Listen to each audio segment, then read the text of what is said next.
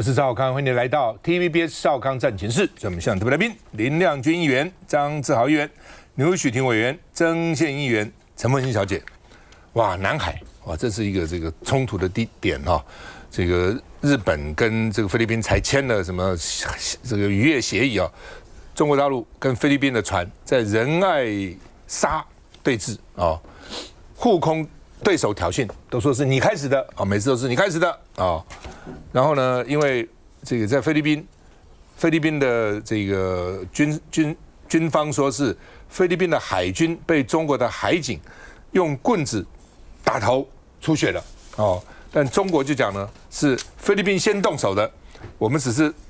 自衛對等反制哦，說菲律賓先用這個槳去打人哦，那美國就說這叫做危險挑釁。中國不應該去挑釁菲律賓哦，破壞了區域和平跟穩定哦，而且呢，中國一直說要和平解決爭端，怎麼兩個打起來了呢？啊，那到底會不會因為中國跟菲律賓的爭端演變成南海的衝突哦，就比較大的衝突？也在看。現在盧比歐第一次去訪問菲律賓，美國的國務卿正在菲律賓訪問，所以呢，他也說哦，是中國在南海挑釁，而且呢，不要把貿易當武器啊。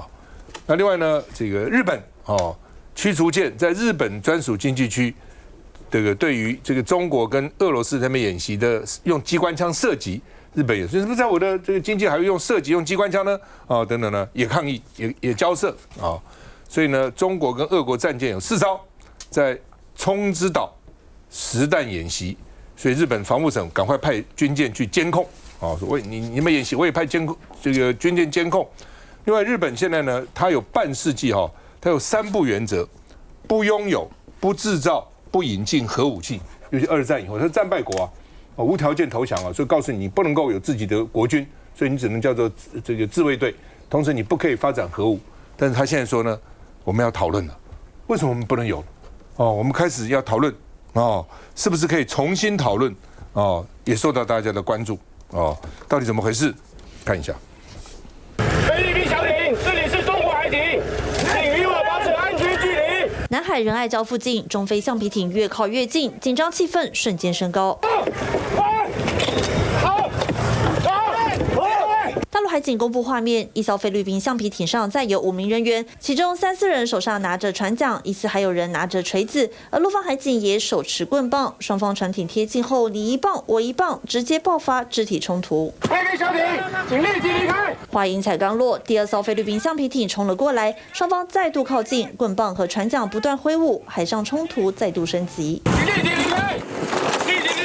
中菲再度因南海主權爭議發生摩擦，菲律賓也公布影片，指控大陸海警剛性充氣艇20號靠近停泊在仁愛礁的菲律賓軍艦馬德雷山號，不止繞行拍攝照片和影片，後續菲律賓出動2艘橡皮艇驅離時，還以木棍攻擊，造成1名菲律賓海軍人員頭部受傷，橡皮艇也出現受損。不過陸方則反擊，是菲律賓先動手，菲方人員首先使用划槳、長棍等工具，惡意攻擊中國海警執法人員。雙方各說各話，讓南海局勢持續升溫。除此之外，大陸官媒《中國日報》日前還在臉書發布1分鐘的 AI 影片，將菲律賓比喻成猴子，被美國和日本逼迫捍衛所謂南海主權主張。The world's most wobbly karaoke stage. Go on, start singing. 影片一曝光，立刻引爆菲律賓民眾怒火。菲律賓外交部也向大陸提出正式外交抗議。由於大陸外交部長王毅將赴菲律賓出席東協外長會議，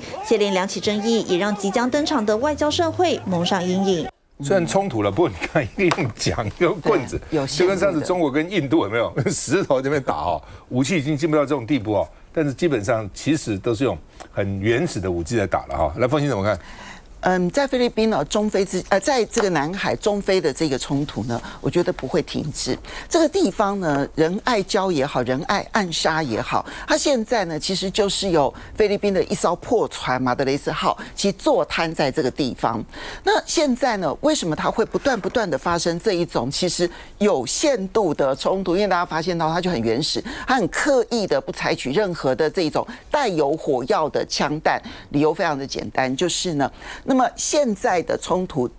已經可能到了最後關頭，因為這馬德雷斯號其實已經快解體了。啊。那上面當然還有菲律賓的陸戰隊的隊員，可是呢，現在呢，這個中國大陸它的海警船當中呢，其實有一些拖船都已經出現了，所以它會不會隨時把這個馬德雷3號拖走？而在拖走的過程當中呢，又必須要小心翼翼，不能造成當地的生態的傷害。所以當然你可以看得到，就是說菲律賓的這些軍方他們很緊張，可是呢，中國大陸這邊也是步步緊逼，絕對不會有任何的退讓的一個情況。雙方都知道，只要一接近，就必須要拍攝影片，然後以留底，因為隨時都必須要有一個國際控訴。那這件事情，你說會不會真的影響到這一次在菲律賓舉行的東南亞的所有一系列的這些東協的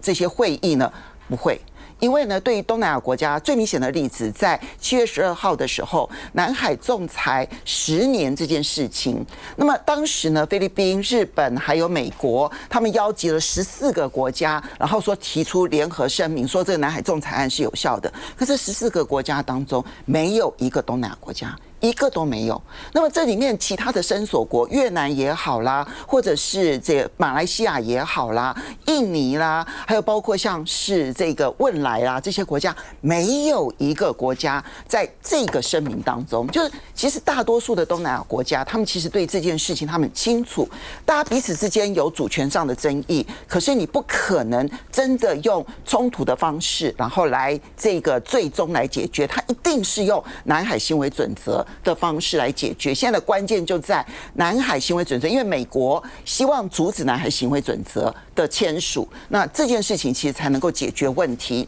好，那可是我們剛回到這個日本，日本說，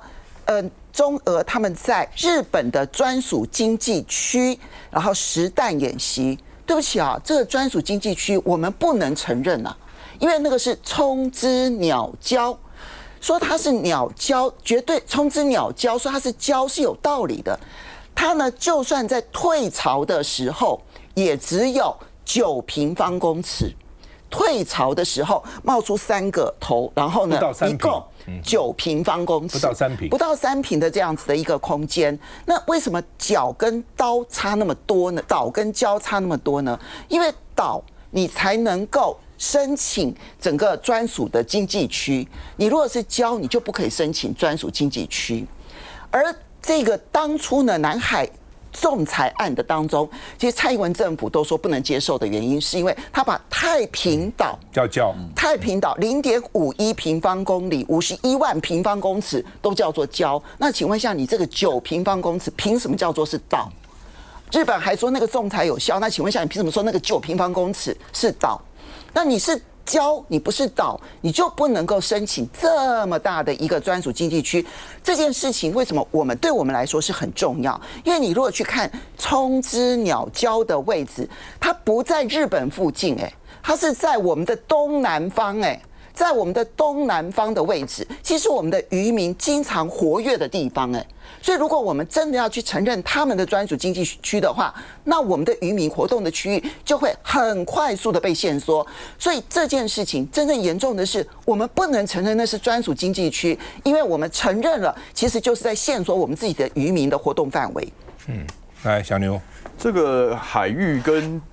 大部分的國家跟國家之間的衝突，大部分都是執法權的衝突啦。因為各自啊，像剛剛鳳馨姐有講到這個島啊、礁啊，因為它就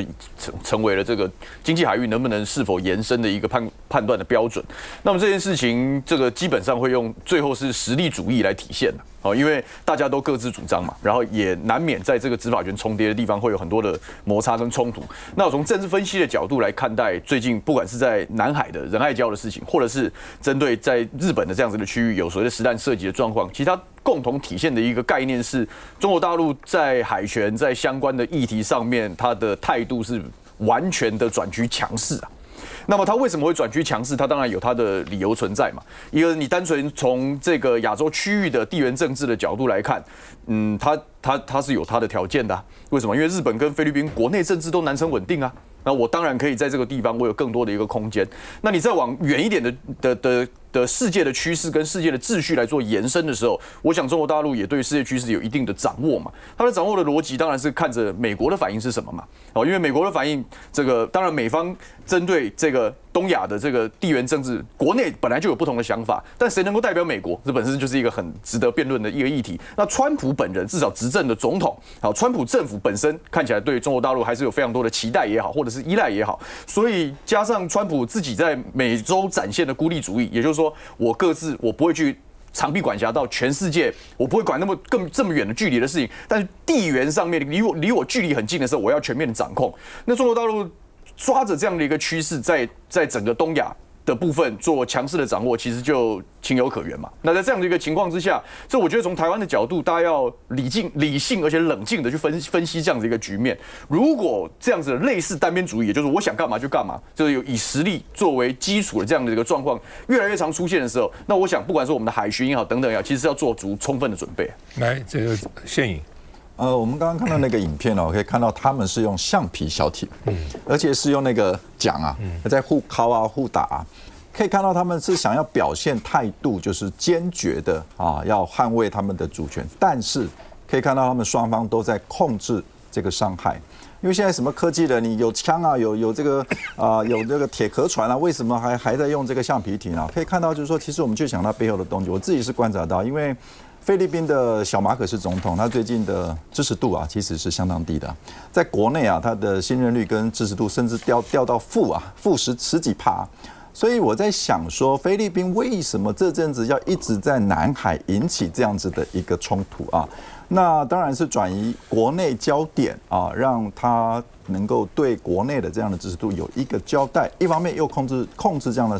傷害哈。那二方面我們看到說，中共不管是發生這樣的衝突他一定要展現態度，而且馬上拍影片。拍影片是為了拿到這個話語權就表示說我們的態度是堅決的，不讓你跨雷池一步的這個態度的展現，但是也是要控制這個傷害，不能夠真的動刀槍，因為美國跟菲律賓是有共同防禦條約的不能讓他真的是打死人了，這個不行要不然會掉入這個陷阱，就是美國跟菲律賓的共同防禦條約，所以他們雙方表示態度，那各取所需，但是又控制傷害，所以這樣子的衝突，我想日後可能會繼續發生，也繼續發生這種用棍棒在那邊彼此衝突、表現態度的一種展現。不过当然菲律賓很好笑了，用個小艇4個人在海上走不過他也說維護主權怎樣？休息下再回來。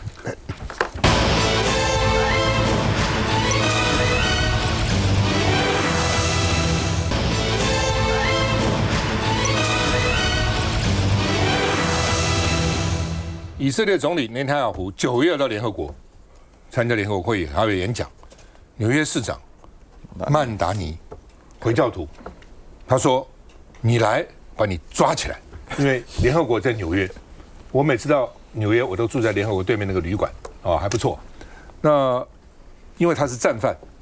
國際戰犯就應該抓到海牙去，法庭。國際犯怎麼跑到紐約來幹什麼呢？但是川普說。”不會逮捕，到時候你看怎樣？紐約警察跟聯邦的軍隊要對峙嗎？因為要活捉那所以現在講司法角力，不僅是司法角力我看搞不好那個兵力還要對峙然後呢，以色列就說你少管我，抓我。紐約現在一塌糊塗，你好好把紐約搞好吧。紐約這個當然紐約。這個新的市長有很多的措施了好像還蠻獲得民意的支持，比如什麼幼稚園免費這個啦，小學免費那個啦，房租價錢不能繼續漲要凍結了什麼，反正他有一堆他的政見那另外呢，伊朗去打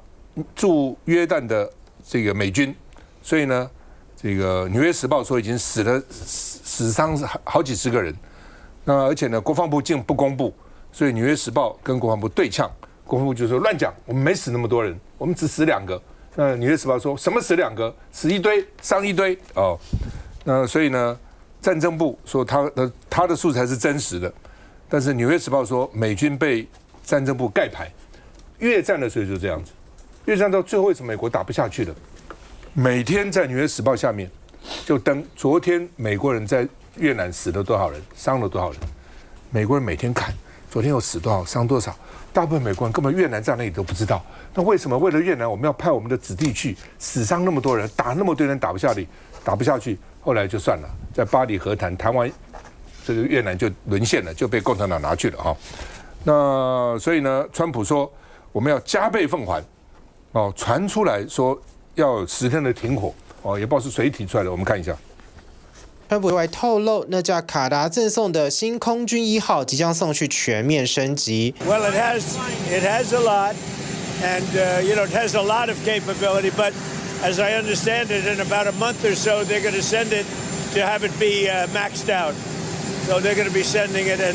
they'll have it be maxed out. It'll take about a month. 中東局勢也有了變化。紐約市長曼達尼表示，如果以色列總理納坦雅胡9月到紐約出席聯合國大會，可能將他逮捕，因為國際刑事法院對他發布戰爭罪的通緝令。納坦雅胡辦公室也隨即回嗆，痛批國際刑事法院是毫無管轄權的鬧劇法院。大家好。其實針對這個會不會被逮捕，我個人覺得它還是一個政治的議題。然後實際上，我覺得先講結論，我個人認為是不會發生逮捕這件事情。哈，但主要原因大概有3個。第一個，其實美國它並非是這個所謂的國際刑事法院的並非國際刑事法院羅馬規約的一個締約國，一個締約國，所以它並沒有法律的義務。在這個實際層面上，它並沒有法律的義務去執行所謂的國際刑事法院 ICC 的逮捕令。好，所以這一點在法律上它是 OK， 它沒有義務去執行。哈，第二個，聯合國的總部就會在紐約。哈，那美國作為一個東道主，它通常哈不一定是只有這個以色列哈，在各國都一樣，其他的國際的一些不管是來開會的或者來參加一些這個訪問的哈，它有義務讓各國的代表人能夠順利的進入美國，然後參與聯合國的一些活動。若是現任政府的領導人，那更是會牽涉到一些，比方說外交的這個國際的豁免權等等等等。第三個，即使紐約市長他表達的所謂的這個研究啊，要相關做這個逮捕的可能性是否執法也並不是這個市長單一方面就可以決定的啦。因為它涉及聯邦的政府的司法權限、外交政策，還有整個安全上的一些安排。地方政府能不能夠主導這些事情我覺得他的空間是相當的有限而且川普畢竟他已經公開已經表示，他說他不會逮捕這個納坦雅胡那等於說他也是向以色列釋出更多的一個政治訊號，因為他也需要以色列的一些支持，那以色列也需要美國的一些支持，所以整個講起來，它反映出來美國國內對中東政策的一些立場差異，它其實是一個政治問題，它並不是一個法律程序的一個變化了所以在中東一講，我覺得。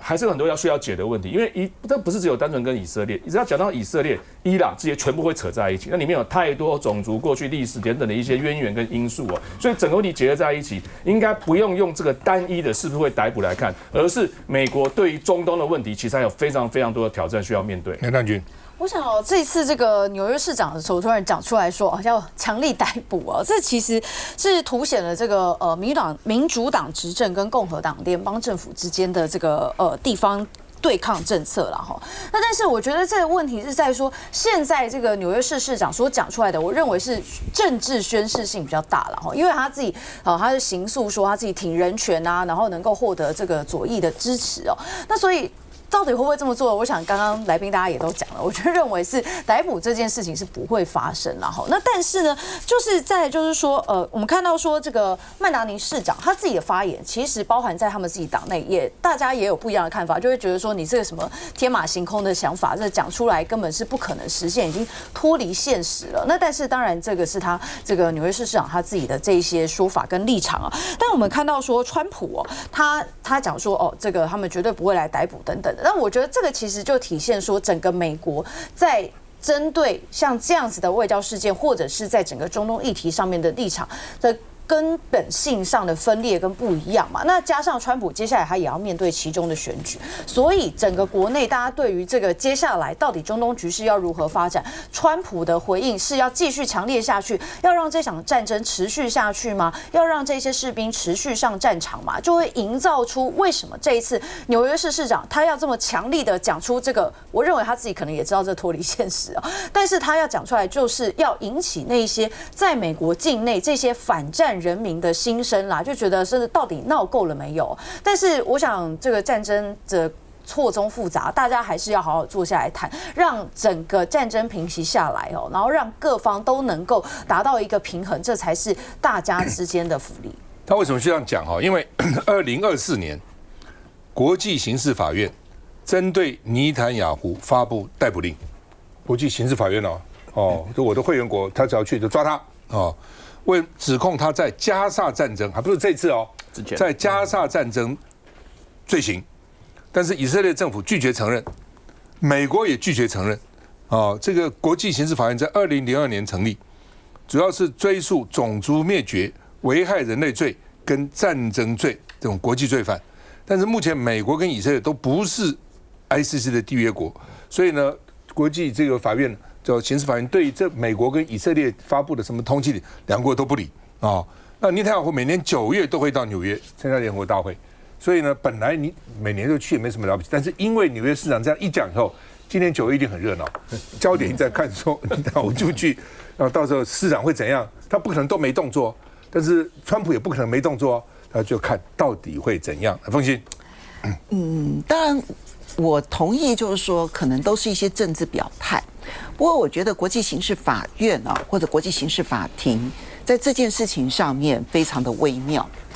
因為對於曼達尼來說，他要捍衛的是國際刑事法庭已經通緝了納坦雅胡，因為納坦雅胡之前在加薩走廊，那麼他其實已經被控訴違反了這個反人類罪，好，所以呢，那麼國際刑事法庭呢通緝內塔尼亞胡，可是美國其實並沒有參加國際刑事法院、國際刑事法庭，甚至於呢，在前幾天，美國的國務卿盧比奧他還在《華爾街日報》投書，而且他還在 X 上面呢自己發布影片說要拆解掉國際刑事法院，哪怕是最後的一磚一瓦，要求所有的盟友通通要拆解掉。拆解掉國際刑事法院，而且國際刑事法院的任何人，他們通通都要制裁。可是這就尷尬了，因為國際刑事法院其實就是歐洲國家所支持的，而且是在2次世界大戰之後最重要的國際秩序當中其中的一環。而現在的國際刑事法院的院長，恰恰就是日本籍，她是日本的一位女性法官。那是不是美國就要制裁這一些人呢？啊，這是第一個問題。我覺得第二個問題是啊，現在在美國這件事情呢，可能也會越來越被重視。就我們過去說，美國非常非常的支持以色列啊，然後呢，美國不管是哪一個政黨都支持以色列。以色列呢，在輿論場上面擁有了絕對的話語權。可是如果你看最新的民調的話，在美國內部做的民調，其實對於以色列反感的人數快速的上升，民主黨尤其是已經過半。那麼在共和黨裡頭，或許還在那個半數的邊緣，可是只要是年輕族群，35歲以下，就是普遍性的討厭以色列，或者是對以色列是反感的。這就是為什麼美國的副總統貝茨在前幾天會去嗆瞎這個內塔尼亞胡，嗆瞎以色列，說你們不要再一直催着美國要去打這場戰爭。好，那這件事情呢，它可能被端到台面上本身就不可思議。而曼達尼最有意思，在紐約州，現在因為他們即將要國會選舉嘛啊，那紐約州呢，其實有這個初選，就像我們的政黨，其實你要誰是候選人，必須要經過初選。曼達尼支持了3位親巴勒斯坦的候選人，然後去挑戰現任的議員，全部成功，全部成功。而美國以色列公共事務委員會，他們這一次特別募資了1億美元去參加了這個民主黨的初選，沒想到還是敗選。所以這個浪潮其實更值得我們去關注，就是美國跟以色列之間的關係。當然我不會認為美國就從此不挺這個以色列，這是不太可能的事情，但是他們的關係正在微妙的出現變化。而內塔尼亞胡又面臨的是今年10月他們的國會改選，所以包括了美國跟以色列的關係以及中東的情勢，其實還有很劇烈變化的可能性出現。主要幾個原因嘛，第一個是美國是基督教國家了，以色列對不對？那是基督教的源頭啊。哦，這是一個。第二個呢，在美國的猶太人很多在各行各業，有些經濟啊、法律啊、國會啊、學術界，常常是很厲害的，很有影響力。第三個就猶太人有錢嘛，所以他們的政治捐款也是很多的。現在再回來。